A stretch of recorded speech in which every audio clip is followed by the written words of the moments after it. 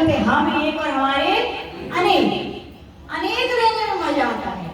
लेकिन कब रह पाते हैं ये संबंध प्रेम से, वात्सल्य से?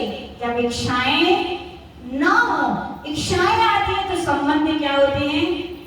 नियम से खराब होते हैं। देखो उदाहरण, संग में रहे हम लोग, वहां पे कोई व्यक्ति आए, मान लीजिए माला लेकर के आया और दिखा दी हमारे लिए, दिखाई कि नहीं दिखाई?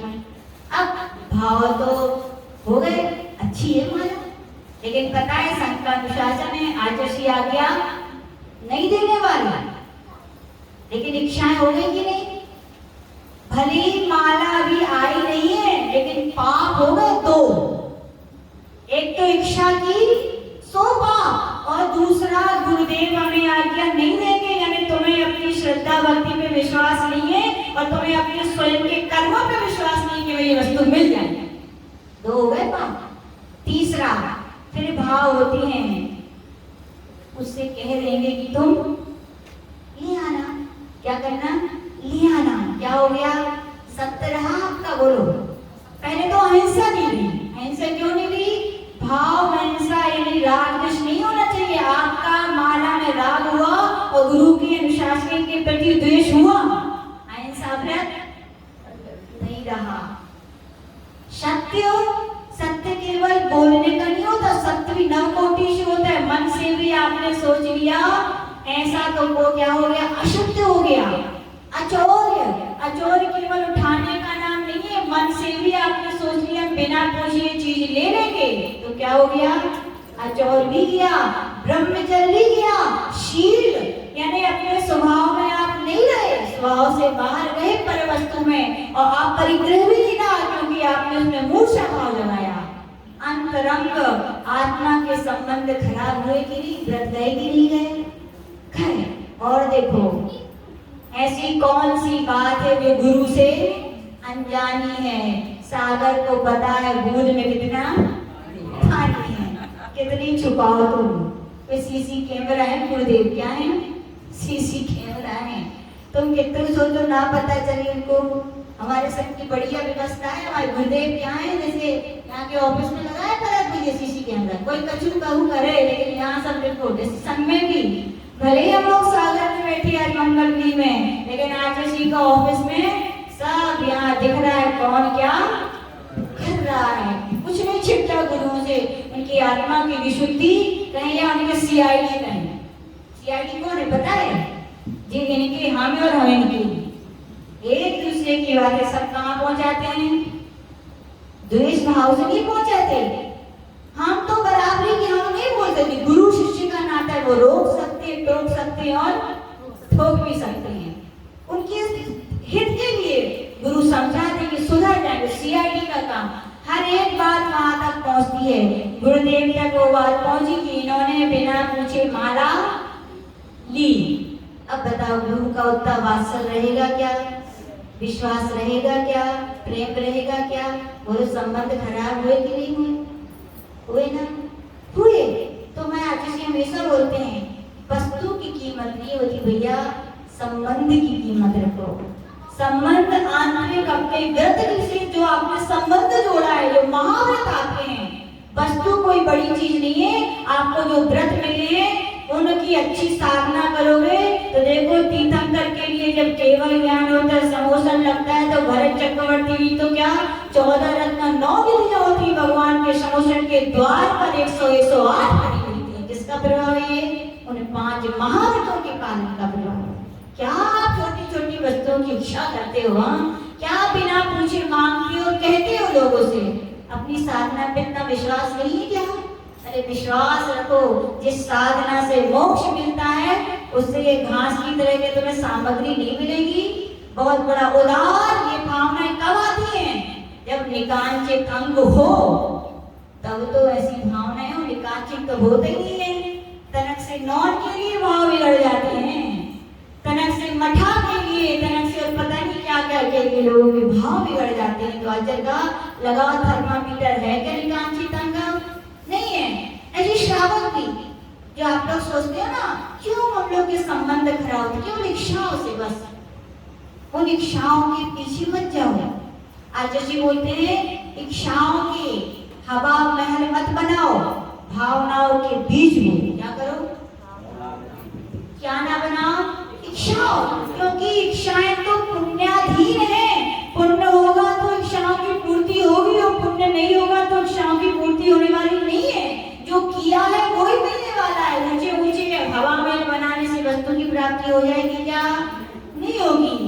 4 जीवरानी जेठानी है, एक सोचते हो इनको इनकी जीव मिल गई, हमें भी ऐसी मिलनी चाहिए, लेकिन नहीं मिलेगी। क्यों? क्योंकि बड़ी हैं। अलग हो जाएंगे तो हमें मिल जाएगा। इतना काम करने पड़े थे कैसे सारे जने, अलग हो जाएंगे तो कम काम करना पड़ेगा। ओहो, याद रखना, काम और वस्तु की कीमत नहीं होती, प्रेम और वात्सल्य की जो कीमत होती है। क्या तुम छोटी छोटी थोड़े आराम की इच्छा करो, याद रखना तुम्हारे बाग में आराम नहीं होगा ना, तुम अकेले भी रहने ना। हम लोग सुनते हैं, नहीं तो सुना जाते, बोले माता जी भाभी सुना रही थी, बोले माता जी जब से सास से अलग है तब से पापड़ खाओ नसीब नहीं हो रहे। बोले ये जाते हैं ना, बोले सास के संगे देवरानी जेठानी के साथ जब चाहे जहाँ चाहे चले जाते। अब तो सोचने पड़ते 10 दिन पहले से जाए कि ना जाए। वो तो बताओ फायदा है कि नुकसान है? पहले क्षेत्रों पे वंदना पे 2 दिन रहते थे, तो इस बार तो वो अगली बार हम चले जाएंगे। अब सोचना पड़ता है जाए कि नहीं जाए। देखो इच्छाओं ने संबंध खराब किए कि नहीं किए? किए।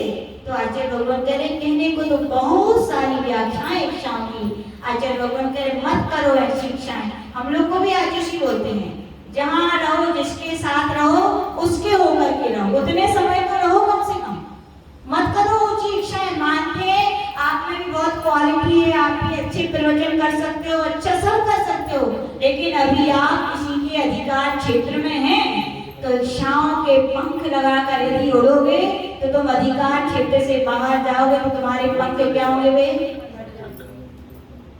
मत करो इच्छाएं।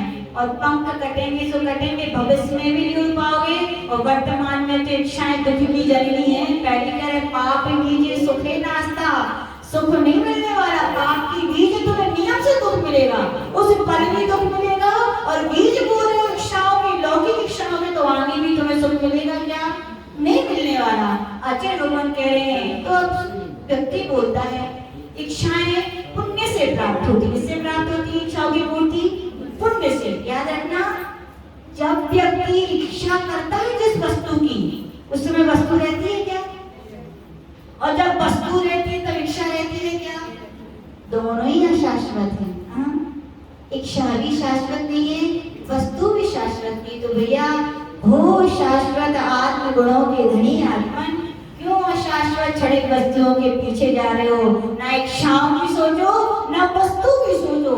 जैसे जब चांद रहता है तो सूरज नहीं रहता, सूरज रहता है तो चांद का प्रकाश नहीं रहता। वैसे याद रखना सिद्धांत है, इच्छाएं तो वस्तु नहीं है, वस्तु है तो इच्छाएं नहीं रहती। तो ना इच्छाएं करो ना वस्तुओं की कामना करो। फिर लोग बोलते हैं माता जी तब वस्तुएं प्राप्त कैसे हो? पुण्य से प्राप्त होती है, क्या हम पुण्य करें? याद रखना, आचार्य भगवान कह रहे हैं पुण्य की प्राप्ति पुण्य की इच्छाओं से भी नहीं होती। क्या नहीं होती? याद रखना, पुण्य की प्राप्ति पुण्य की इच्छा करने से नहीं होती। पुण्य की प्राप्ति निर्विवृत्ति से होती है। किससे होती है? बिना इच्छा के। कहा जाता है कर्म करते जाओ फल की इच्छा। अरे वो सम्यक दृष्टि प्राणी, तुम तो सम्यक दृष्टि हो ना, तुम तो जिनेंद्र भगवान की वाणी पर श्रद्धा करने वाले हो ना। जिनेंद्र भगवान ने जब कहा है जैसे बीज बोगे वैसे फल मिलेंगे, तो तुम शुभ शुभ बीज बोओ ना तो तुम्हारे नियम से शुभ फल मिलेंगे, और यदि अशुभ बीज बोगे तो अशुभ ही फल मिलेंगे। फिर कामना क्यों करते हो? व्यक्ति बेव भोंदू कहे कि बुद्धू कहे, बीज तो बोलते हैं बबूल की और चाहते हैं। आप भी प्रार्थना करते हैं, प्रार्थना कौन करते हैं? जो गलत बीज बोलते हैं और फल अच्छे चाहते हैं। पेड़ के तो तेल है और वेद है, और चाहते क्या है? तेल मिल जाए। अरे भैया तुम खुद इस सत्य को स्वीकार कर रहे हो कि मैं तेल रेत पेट रहा हूँ, तेल नहीं मिलने वाला है। वे ही व्यक्ति भगवान के सामने आते गिड़ जाते, खुद तो बुद्धू बने, भगवान को भी बुद्धू बना लो, है कि नहीं? तुम जानते हो तभी तो तुम गिड़गिड़ा रहे हो भगवान के सामने। यदि तुम सच्चे सम्यक दृष्टि होते तो तुम नियम से बोलते, मैंने शुभ बीज बोए हैं, मैंने आम के बीज बोए हैं, मुझे पक्का विश्वास है फल मिलेंगे। तो किसके मिलेंगे? आम के मिलेंगे। मुझे आम के लिए किसी के सामने हाथ फैलाने की आवश्यकता नहीं है, और हमने एक ही बीज बोया है तो एक ही आम का पेड़ मिलेगा। बीज बोए लोग बोलते हैं, बोले इनके यहाँ इतना है, हमारे यहाँ इतना है। अरे भैया सीधा सिद्धांत है, उनने उतने बीज बोए थे तो उतने फल, और तुमने इतने बीज बोए तो इतने फल। तो याद रखना, पुण्य की प्राप्ति पुण्य की इच्छा से नहीं होती, निधि